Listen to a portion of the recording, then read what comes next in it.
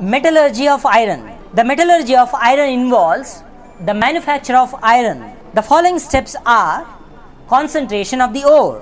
Hematite ore is splitted into pieces and then washed with water to remove clay and sand. Calcination. The ore is subjected to cancellation, means strongly heated in the absence of air.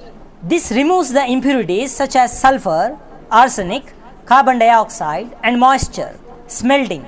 The calcined ore is then smelted, reduced with carbon in the presence of a flux. This is done in a blast furnace. A blast furnace is a steel structure lined with fire bricks. It is about 100 feet high, 25 feet diameter. It is slightly narrow at the top and again at the bottom.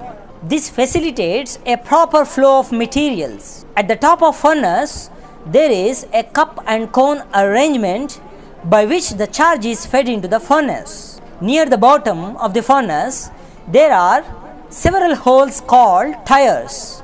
At the top of furnace 600 to 700 degrees centigrade, tires oxygen is burned. At the top of furnace 600 to 700 degrees centigrade, hot air is blown into the furnace through the tires to supply necessary oxygen.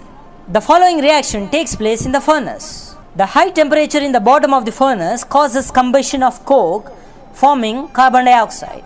As this carbon dioxide rises up, it reduces to carbon monoxide at 150 degrees centigrade. At 600 degrees centigrade, ferric oxide is reduced to ferrous oxide. At 750 degrees centigrade, ferrous oxide is then reduced to metallic iron. Iron produced at 750 degrees centigrade is in solid state, which is known as spongy iron. It drops down gradually through hotter portions. It melts, dissolves along with some carbon, phosphorus, manganese and silica collects at the bottom of the furnace.